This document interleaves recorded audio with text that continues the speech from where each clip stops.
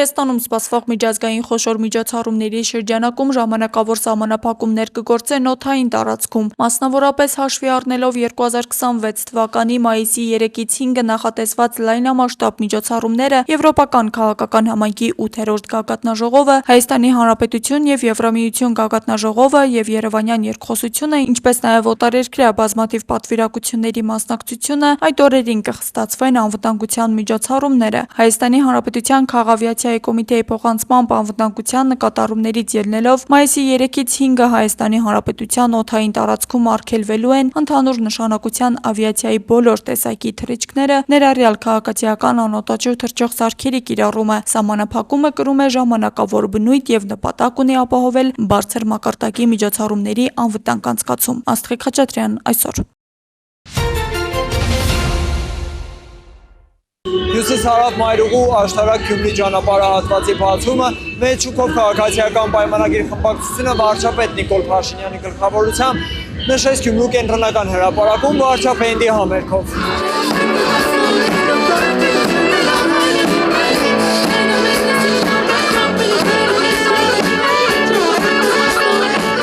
Եվ շնորհավոր Հյուսիս-հարավի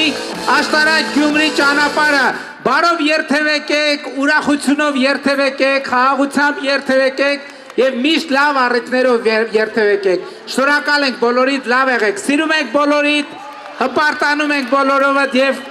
խոնարհվում ենք բոլորիդ առաջ։ Հյուսիս-հարավ ճանապարհային ծրագրի հյուսիսային աշտարակից դեպի Գյումրի հատվածի բացումը հանրապետության երկրորդ քաղաք էր բերել նաև ազգային ժողովի ՔՊ խմբակցության պատգամավորների ու նախարարների։ Աշտարակից Գյումրի մոտ 84 կիլոմետր կտրել անցնելու նպատակը քաղաքական չէ ու կապ չունի նախընտրական պրոցեսների հետ, վստահեցնում են պաշտոնյաները։ Բոլորին հրավիրել եք միասին նշելու այս կարևոր իրադարձությունը, որովհետև գիտեք, որ ճանապարհի կառուցումը շատ երկար տարիներ պահանջեց եւ բավականին շատ ձգձգվեց։ Հիմա մենք կարողացել ենք ապահովել հասնել շինարարական աշխատանքները, կարծում եմ սա բոլորի համար շատ կարևոր նշանակություն ունի։ Այս նույն ֆորմատով մեկ ամիս առաջ,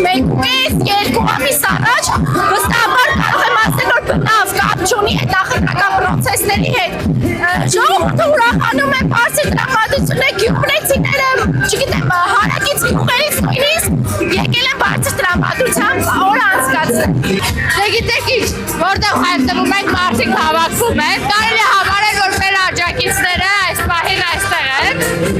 Քարոշ չի ասի, որովհետև որևէ քարոշչական գործողություն չի իրականացում, պարզապես ուրախանում ենք։ Հայաստանի Հանրապետության էկոնոմիկայի նախարար Գևորգ Պապոյանի խոսքով փուլային տարբերակով անցում է կատարվում դեպի հարավ եւ նույն դրամաբանությամբ ու շուկով էլ կանցկացվի այդ ժամանակ։ Այսուհետ կենտրոնանում ենք հարավային հատվածների վրա։ Հիմա մի քանի 100 միլիոն դոլարի աշխատանք է իրականացվում Սյունիքի մարզում, շուտով կանցնենք Վայոց ձոր, Արարատ, այսինքն Մեղրիից մինչև Բավրա, Մեղրիից մինչև Բագրատաշեն, պետք է մենք ունենանք ժամանակակից երկկողմանի արագընթաց լավագույն ճանապարհները եւ սա ընդհանրապես այս մեծ հաջողության ու այս մեծ պատմության առաջին քայլն էր, որը այսպեսի գեղեցիկ միջոցառման մենք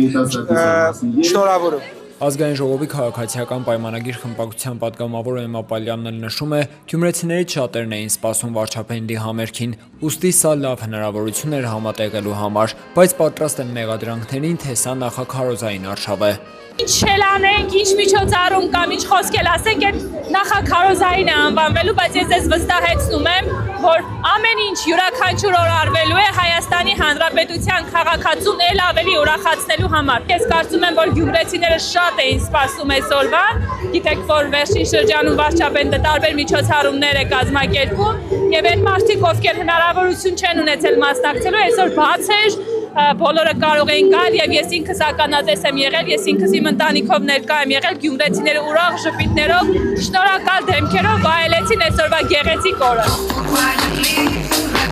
Ելույթ ունեցան այլ արտիստներ եւս, այդ թվում Արամեն Պեյերեկը, Սրբուկը։ Պատասխանատուների խոսքով նման կարևոր ենթակառուցվածքների կառուցումը հաջորդաբար նշվելու է այս ձևաչափով։ Հրաչ Սահակյան, Խան Հովհաննիսյան, այսօր։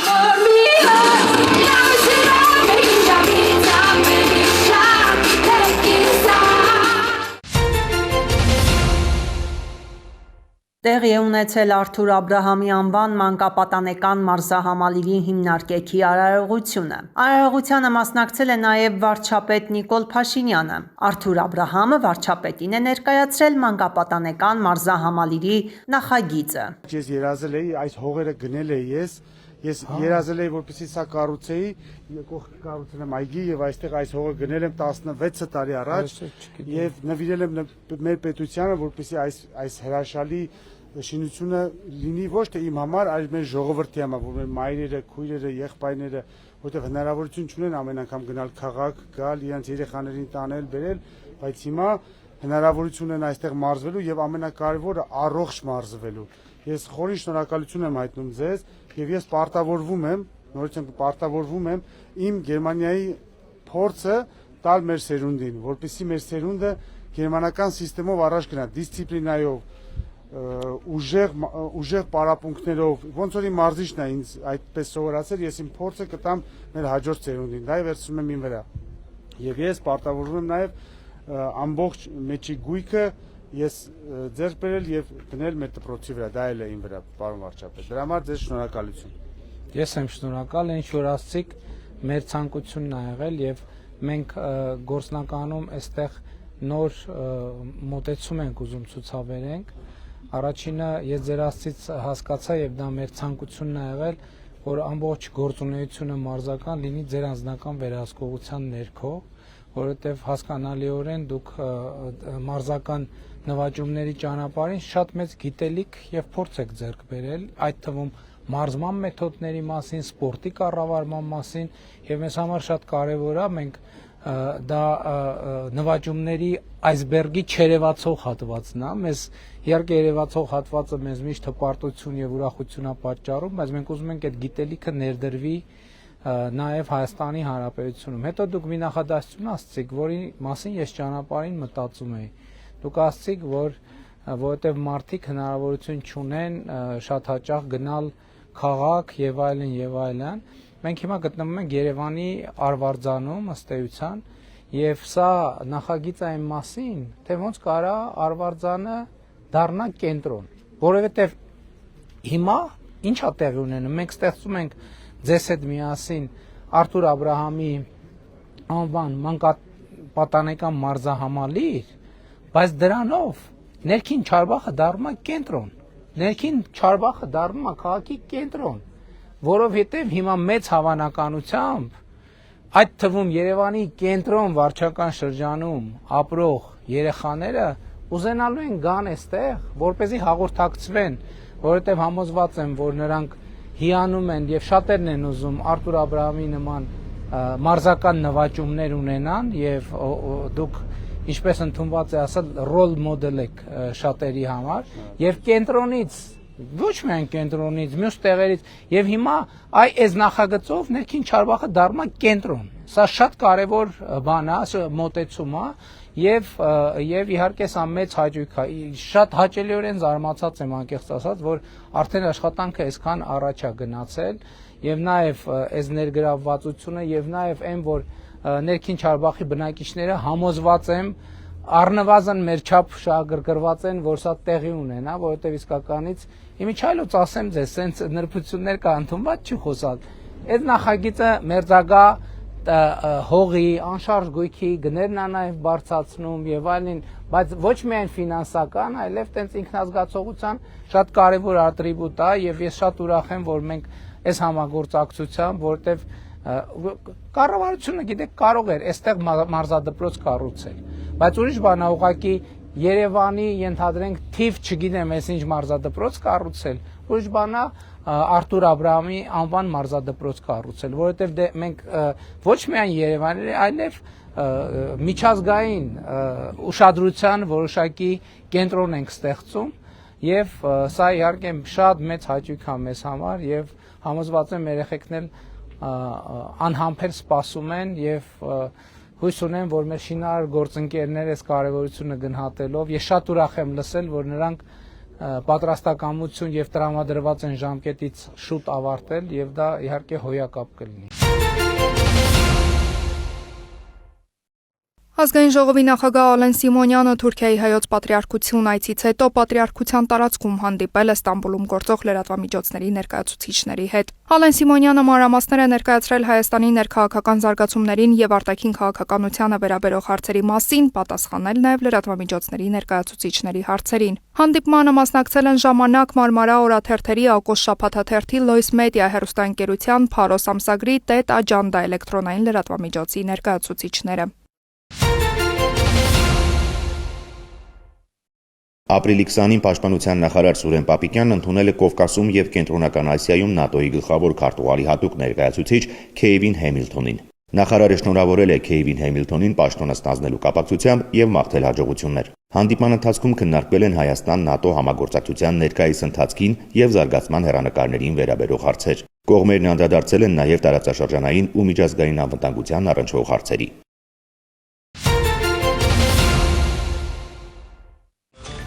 Լատվիան ողջունում է ԱՄՆ նախագահի միջնորդությամբ Հայաստանի եւ Ադրբեջանի միջև խաղաղության գործընթացում ձեռք բերված առաջընթացը։ Այս մասին հայտարարել է Լատվիայի արտաքին գործերի նախարար Բայբա Բրաժեն Անտալիայի դիվանագիտական ֆորումի շրջանակում ադրբեջանական թրենդի հետ հարցազրույցում։ Նրա խոսքով կողմերի միջև համաձայնությունները նշանակալի առաջընթաց են տասնամյակներ տևած հակամարտության ավարտի ճանապարհին։ Լատվիան լիովին աջակցում է Հայաստանի եւ Ադրբեջանի միջև հարաբերությունների կարգավորման գործընթացին, որի շրջանակում մենք տեսնում ենք կողմերի շարունակական կառուցողական ներգրավվածությունը։ Նշել է նա, հավելելով, որ կարևոր է միջազգային հանրության աջակցությունն այս գործընթացին։ Խաղաղության համաձայնագրի վերջնական ստորագրումը զգալիորեն կնպաստի Հարավային Կովկասի տարածաշրջանի անվտանգությանը, կայունությանը եւ բարգավաճմանը, միաժամանակ նոր հնարավորություններ բացելով Եվրոպայի հետ ավելի սերտ համագործակցության համար, այդ թվում փոխկապակցվածության ոլորտում, ասել է նախարարը։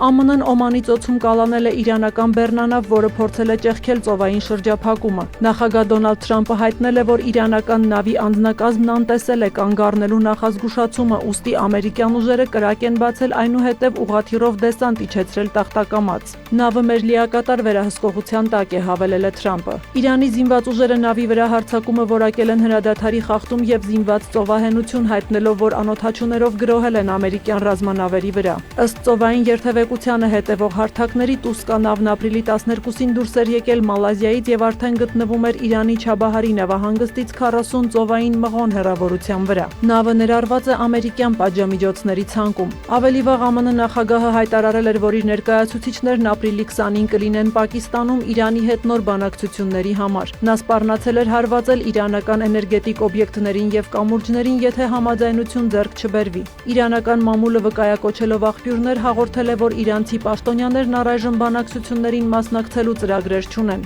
Բացի այդ, ըստ իրանական կողմի շրջափակման շարունակումը, հրադադարի խախտումը եւ սպառնալիքները դանդաղեցնում են համաձայնության հասնելու գործընթացը։ Մերձավոր Արևելքում իրադրության շուրջ հեռախոսազրույց են ունեցել Պակիստանի վարչապետը եւ Իրանի նախագահը։ Շեհբազ Շարիֆը Մասուդ Փեզեշքյանին տեղեկացրել է Սաուդյան Արաբիայի, Կատարի եւ Թուրքիայի ղեկավարների հետ իր վերջին հանդիպումների մասին։ Փեզեշքյանն էլ նշել է, ԱՄՆ-ի գործողությունների պատճառով Թեհրանում կարծում են, որ Վաշինգտոնը կրկին կդավաճանի դիվանագիտությանը։ Իսկ Իրանի արտգործնախարար Աբբաս Արաղչին Պակիստանի իր պաշտոնակից Իսհակ Դարի հետ զրույցում նշել է, իրանական նավերի նկատմամբ սպառնալիքները եւ Վաշինգտոնի անտրամաբանական պահանջները ցույց են տալիս ԱՄՆ-ի անլուրջ վերաբերմունքը իրավիճակի կարգավորման հարցում։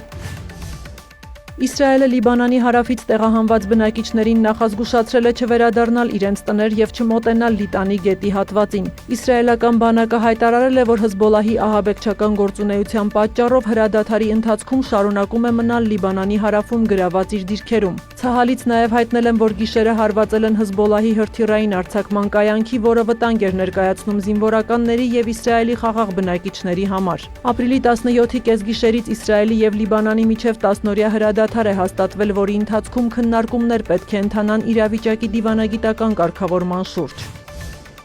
Նախագահ Վոլոդիմիր Զելենսկին հայտարարել է Սաուդյան Արաբիայի, Արաբական Միացյալ Էմիրությունների եւ Կատարի հետ ուկրաինական սպառազինության եւ անօդաչու թռչող սարքերի արտահանման վերաբերյալ 10-ամյա համաձայնագրեր կնքելու մասին։ Նրա խոսքով Մերձավոր Արևելքի եւ Պարսից ծոցի 11 երկրից արդեն կան համապատասխան հայտեր։ Կիևն աստիճանաբար դիտարկում է նաեւ Կովկասը։ Նախատեսվում է համատեղ արտադրություն ինչպես Ուկրաինայում, այնպես էլ այլ երկրներում։ Զելենսկին նշել է, որ այս ուղղությամբ աշխատանք է տարվում նաեւ եվրոպական երկրների հետ։ Միևնույն ժամանակ ռազմական գործողությունները շարունակվում են։ Ռուսական ուժերը 140-ից ավելի անօդաչուներով հարվածել են Ուկրաինային։ Վնասներ են արձանագրվել Կիևի մարզում, Նիկոլաևում, Խարկովում, Կրիվոյ Ռոգում։ Կան տուժածներ։ Ռուսաստանն էլ հայտնել է ուկրաինական 112 ԱԹՍ խոցելու մասին։ Տուապսեի նավահանգստում հրդեհ է բռնկվել, 1 մարդ զոհվել է, 1-ը վիրավորվել։ ՄԱԿ-ի անվտանգության խորհուրդն ապրիլի 25-ը քննարկի Ռուսաստանի վերջին հարվածներն Ուկրաինային։ Կիևը նիստ անցկացնելու դիմում էր ներկայացրել ապրիլի 14-ի զանգվածային գրոհից հետո։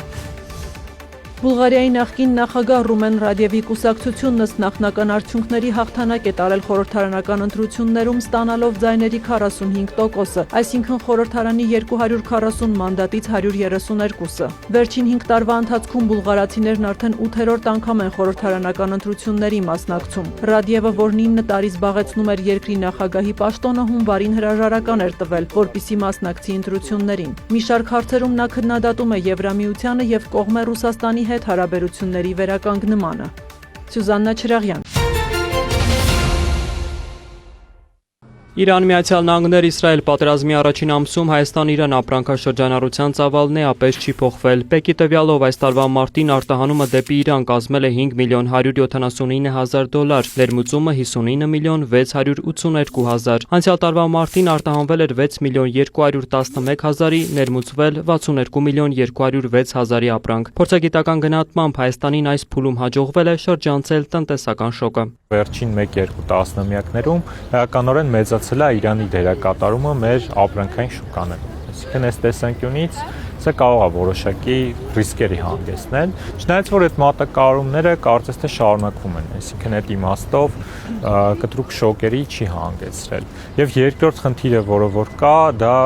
Իրանով տարանցվող ապրանքներն են, հատկապես որոնք Մերձավոր Արևելք են արտահանվում, ասենք Իրաք, ծխախոտի արտահանում ունենք, խմիչքների արտահանում ունենք, այսինքն այդ տեսանկյունից էլ որոշակի ռիսկեր են առաջանում։ Հայաստանը տարածաշրջանի միակ երկիրն է, որ կարողացավ նաև ճիշտ քաղաքականության արդյունքում խուսափել կոնֆլիկտի ռազմական ու քաղաքական բացասական հետևանքներից։ Մասնագետները նկատում են, որ սա հնարավոր եղավ հավասարակշռված արտաքին քաղաքականության եւ դրսի բոլոր կողմերի համար վստահելի գործընկեր լինելու շնորհիվ։ Համաշխարհային տնտեսությունն էլ այժմ խցանված է Հորմուզի նեղուցում, հեղինակավոր կառույցները տնտեսության աճի դանդաղում են կանխատեսում աշխարհում։ Փորձագետների դիտարկմամբ այս փուլում Միացյալ Նահանգների առանցքային խնդիրն է բացել Պարսից ծոցի շնչափողը։ Հորմուզի նեղուցի իրավիճակը եւ դրա հանգուցալուծման սցենարները ընդհանուր առմամբ մեծ ազդեցություն են ունենալու համաշխարհային աշխարհակարգի վրա, այսինքն Միացյալ Նահանգների գլոբալ դերի վրա,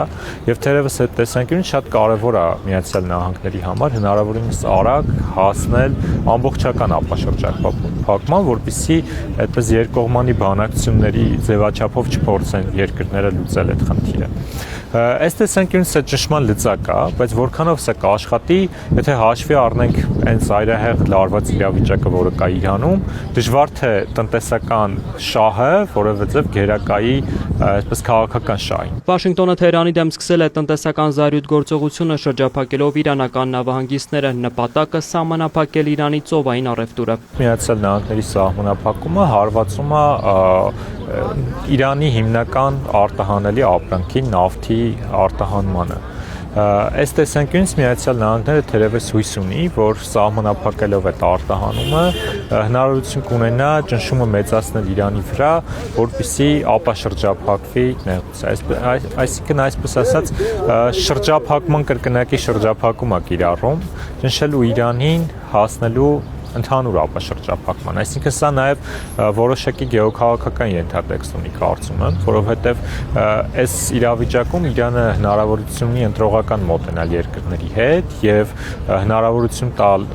անցում ունենալ այն երկրներին, որոնք իր հետ կբանակցեն, եւ սա հարվածում է ընդհանուր առմամբ Միացյալ Նահանգների գլոբալ հեղինակության։ Պատերազմի գինն արդեն թվերով են չափում։ Իսրայելի ռազմական գործողությունները պաշտոնական տվյալներով արժեցել են մոտ 11.5 միլիարդ դոլար։ Իրանի դեպքում ըստ ներքին գնահատականների ընդհանուր վնասները ներառյալ ենթակառուցվածքները կարող են ընդհուպ հասնել 270 միլիարդ դոլարի։ Միևնույն ժամանակ էներգետիկ ոլորտում վնասները տարածաշրջանային մակարդակով գնահատվում են մինչև 58 միլիարդ դոլար, որից առնվազն 34 միլիարդը վերականգնման նվազագույն արժեքն է։ Իհարկե ամենակրիտիկական կետերից մեկում խաթարումը ամբողջ աշխարհում է գների բարձրացման հանգեցնում, որովհետև նավթը գլոբալ ակտիվ է, այսինքն իր գնագոյացումը ոչ թե տեղի է ունենում աշխարհի առանձին մասերում, այլ տեղի է ունենում գլոբալ կենտրոնացված շուկաներում։ ՄԱԿ-ի զարգացման ծրագրի գնահատմամբ Մերձավոր Արևելքում ռազմական սրացումը Ասիա-Խաղաղօվկիանոսյան տարածաշրջանի համար կարող է արժանալ մինչև 300 միլիարդ դոլար, միաժամանակ մինչև 8.8 միլիոն մարդ կարող է հայտնվել աղքատության շեմին, էներգակիրների թանկացման, մատակարարումների խափանման եւ գնաճի հետևանքով։ Եվրագոտու տնտեսական աճը 2026-ին կանխատեսվում է ընդամենը 1.1%, իսկ Եվրոպական միության համար 1.3%։ Ընդ որում այս կանխատեսումը ուղեկցվում է բարձր անորոշությամբ։ Թեև համաշխարհային տնտեսության աճի տեմպերի դանդաղմանը փորձագետները տնտեսական այս շոկը հաղթահարելի են համարում, եթե կոնֆլիկտը արագ հանգուցալուծվի։ Իսկ հանգուցալուծման հեռանկար տեսանելի է, քանի որ Հորմուզի նեղուցով բոլոր առևտրային նավերի համար անցումն ամբողջությամբ բացվել է։ Առնվազն Լիբանանում հրադադարի ռեժիմի ժամանակահատվածի այս փուլում որևէ արգելք չի լինելու եւ նավթամթերքն արդեն էժանանում է։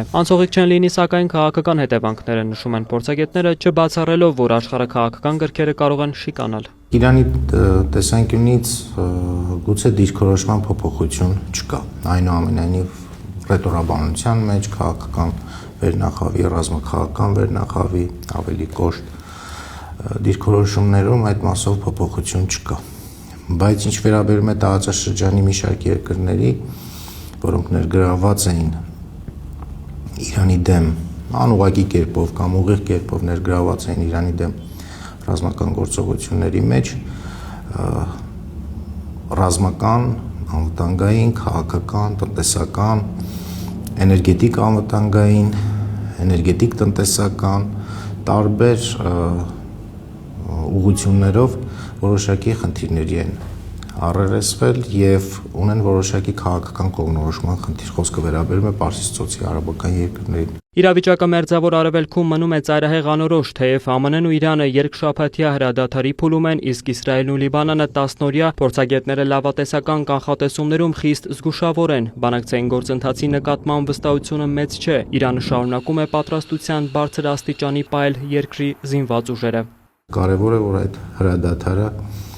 ժամանակ շահելու ուղղակի միջոց չլինի հերթական նոր պատերազմի վերսկսման համար։ Հրադադար, որը կարող է պայմաններ ապահովել քաղաքական երկխոսության համար։ Ռազմական զգոնությունը չի թույլատնում նաև Վաշինգտոնը, տարբեր աղբյուրների համաձայն ամերիկյան ավիակիր ռազմանավերից Աբրահամ Լինքոլնը Օմանի ծոցում է, Ջերալդ Ֆորդը մտնում է Սուեզի ջրանցք, հետո դեպի Կարմիր ծով, իսկ Բուշ ռազմանավը Աֆրիկայի հարավով ուղղություն է վերցրել դեպի Արաբական ծով։ ԱՄՆ կենտրոնական հրամանատարության տվյալներով տարածաշրջանում արդեն տեղակայված է ավելի քան 10,000 ամերիկացի զինծառայող։ Բացառված չէ, որ նոր Իսրայելի որպես հակառակորդ կամ թշնամի տարածաշրջանում կարող է հենց դառնալ, գուցե արդեն դարձած է, բայց ակտիվ ռազմական կամ տնտեսական, քաղաքական բախումների նոր ուղղություն դառնալ թուրքական ուղղությունը։ Հիմա դա տեղի կունենա Սիրիայի տարածքում կամ բուն կարող է տեղափոխվել բուն Թուրքիայի տարածքում, այնտեղ քրդական գործոնը կարող է ակտիվացվել, գուցե կամ այլ լծակներ Իսրայելի կողմից, գուցե Մոսադի կողմից կամ այլ ուժերի կողմից լծակներ օգտագործվեն Թուրքիայի վրա ճնշումներ իրականացնելու համար, այն որ պատերազմի ընթացքում Թուրքիայի դիրքորոշումը ոչ ցանկալի իրողություն էր իսրայելական եւ ամերիկյան կողմի համար, դա ակնհայտ է։ Եվ այսպես կոչված ճակերտավոր Թուրքիային պատժելու գուցե ինչ-որ սցենարներ ունեն կամ դիտարկեն։ Բայց Թուրքիան ՆԱՏՕ-ի անդամ երկիր է, ուստի կարևոր է հետևել գործընթացներին հասկանալու համար, թե որ ուղղությամբ են փչում Մերձավոր Արևելյան քամիները։ Վոլոդիա Մուշեղյան, Արման Թովմասյան եւ Արթուր Պետրոսյան։ Վիրահատությունից րոպեներ առաջ ոչ մի անհանգստություն, ցուցված են միայն դրական մտքեր, սեր եւ ուշ տվող հիշողություններ։ Ամուսինս շատ լավ է պահել։ թարմ ու առողջ մնալու լավագույն դեղատոմսը, վստահեցնում է տիկին Ալվարդն ու նորից բերում սեփական օրինակը։ Ինչ ամուսինը չկա, էլ ոչինչ նույնը չէ, այդ թվում առողջությունը։ Ուզում էի գնամ թոռանս մոտ, ավտոբուս ուզում էի նստեմ, չկարողացա։ Եկամ Միսոյի հիվանդանոց, բժիշկն ասեց, պետք է անպապ օպերացիան քեզ։ Մի քանի անգամ ստացել է դեղորայքային բուժման կուրս, որը եղել է ոչ այնքան էֆեկտիվ եւ կարճատև ազդեցությամբ, որից հետո որոշում է կայացվել կատարել վիրատական բուժում կոնքազդրային հոդի տոտալ էնդոպրոթեզավորում։ Վախերն էի, որովհետեւ ասի կարող է դանակի դակից դուրս չգամ, շատ եմ անում։ Ինքն ասեց դանակ չինելու, պրոթեզ ենք դնելու, հետո պրոթեզից վախեցա։ Մեկ էլ ասեց խաթուտիկ ենք վերելու, խաթիկով 3 օր ման կգաս, 3 օրից հետո արդեն փետո ման կգաս, լավ կլինի։ Հոդի ֆունկցիան է վերականգնվում։ Ցավերը կորում են, հիվանդի կյանքի որակը բարելավում է ու մարդ վերադառնում է իր նախկին կյանքին, ոնց ապրել է մինչ խնդիր ունենալը։ Մնում էր կողմնորոշվել որդիներին, հարսներին, ֆինանսապես նեղություն տալ 1.200.000 դրամը գերազանցող վիրահատություն անել, թե չվիրահատվել ու արդեն նույնիսկ տանը քայլելու եւ կենցաղային յուրաքանչյուր գործի համար նրանց օգնության կանչել։ Ասում է, չէր հասցրել այս տարբերակները նույնիսկ մտքում մի լավ ծանր ու թեթև անել, երբ իմացավ առողջության ապահովագրության շահառու է ինքը։ Բժիշկը զանգեց Երևան հարցրեց, ասեց քանի տարեկան է, ասեց 80 տարեկան, ասեց անհապաղ իրան վիրահատեք ու անվճար։ Լավ է լինելու ամեն ինչ, մի անհանգստացեք։ Լավ։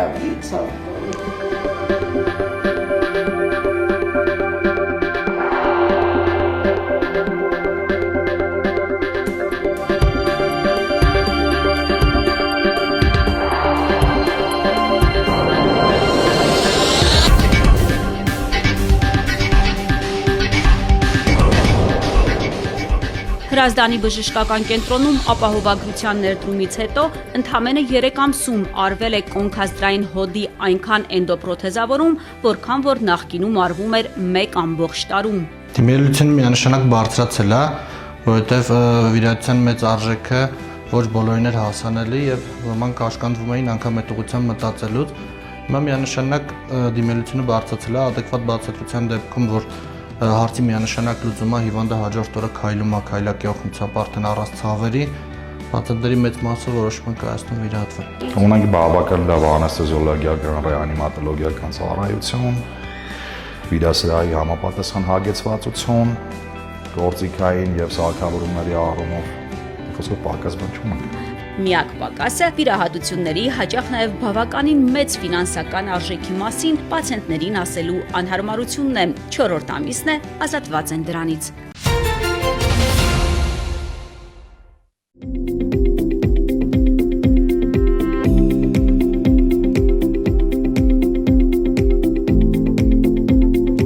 Համակարգի ուժը վստահության մեջ խորագրով ներքին գործերի նախարարության տարեկան համաժողովը հնարավորություն տվեց ամփոփելու նախարարության գործունեության արդյունքներն ու իրականացված բարեփոխումները, ինչպես նաև նախանշելու համակարգի զարգացման հետագա ուղղությունները, որոնց հիմքում քաղաքացի պետություն հարաբերություններում վստահության ամրապնդումն է։ Մասնակցում էին օրենսդիր եւ գործադիր մարմինների, միջազգային գործընկեր կազմակերպությունների եւ քաղաքացիական հասարակության ներկայացուցիչներ։ Համաժողովի շրջանակում անցկացված կրթությունը, մասնագիտական զարգացումը եւ մարդկային կապիտալը անվտանգության ոլորտում խորագրով պանելային քննարկման առանցքում կրթական նոր մոդելների ներդրման կիրառելիության, վերապատրաստման գործընթացների արդյունավետության գնահատման, ինչպես նաև մարդկային ռեսուրսների կառավարման կատարելագործման հարցերն էին։ Քննարկման բանախոսներն էին ազգային ժողովի падգամավոր, աշխատանքի եւ սոցիալական հարցերի մշտական հանձնաժողովի անդամ Լիլիթ Ստեփանյանը, ներքին գործերի նախարարության կրթահամալիրի ռեկտոր Մանուկ Մուրադյանը, 112 օպերատիվ կառավարման կենտրոնի պետի տեղակալ Արմինե Հայրապետյանը, Կրթության, գիտության, մշակույթի եւ սպորտի նախարարության բարձրագույն կրթության եւ գիտության կոմիտեի նախագահի տեղակալ Մկրտիչ Այվազյանը եւ հոգեբանների հայկական գիտական միավորում հասարակական կազմակերպության նախագահ Դավիթ Համիդյանը։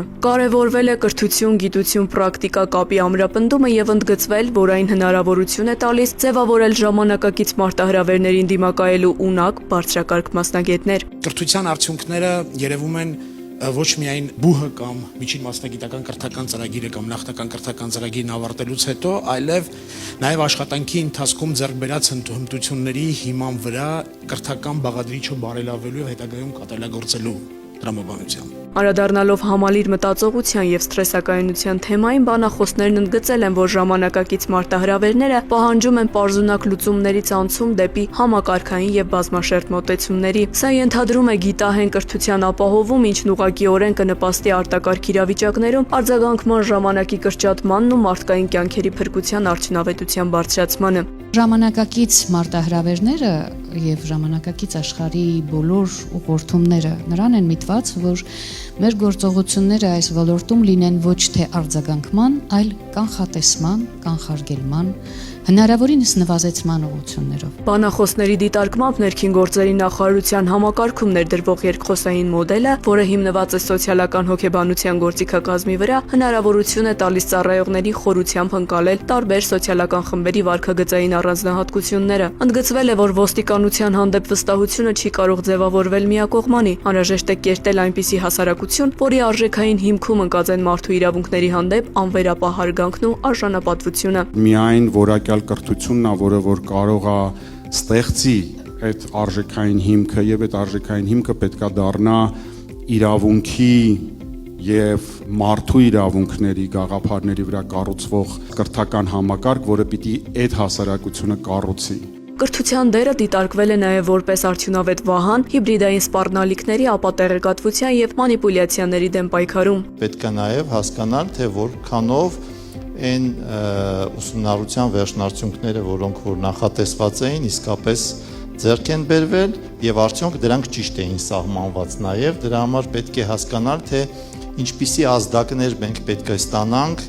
շրջապատից, որոնց հիման վրա կարող ենք դատողություններ անել։ Անդրադարձ է կատարվել կրթական գործընթացներում գիտական ներուժի ներդրման եւ միջոլորտային հետազոտությունների իրականացման անհրաժեշտությանը։ Բանախոսները կրթությունը բնորոշել են որպես ռազմավարությունների ռազմավարություն, դիտարկելով այն որպես երկրի անվտանգության եւ զարգացման հիմնարար գրավական։ Ժամանակակից հասարակությունները բախվում են այնպիսի մարտահրավերների, որ 90-ականների հայը, 2000-ականների հայը չէին բախվում։ Եվ այս տեսանկյունից այո, կրթությունը ունի անելիք, մենք ակնկալիքներ ունենք ոչ միայն բովանդակային իմաստով, այլ նաև վերաբերմունքի տեսանկյունից։ Ամփոփելով պանելային քննարկումը, բանախոսները շեշտել են, որ անվտանգությունը սկսվում է կրթությունից եւ միայն մասնագիտական գիտելիքներով եւ հմտություններով օժտված քաղաքացին կարող է ապահովել պետության կայուն զարգացումն ու հանրային անվտանգությունը։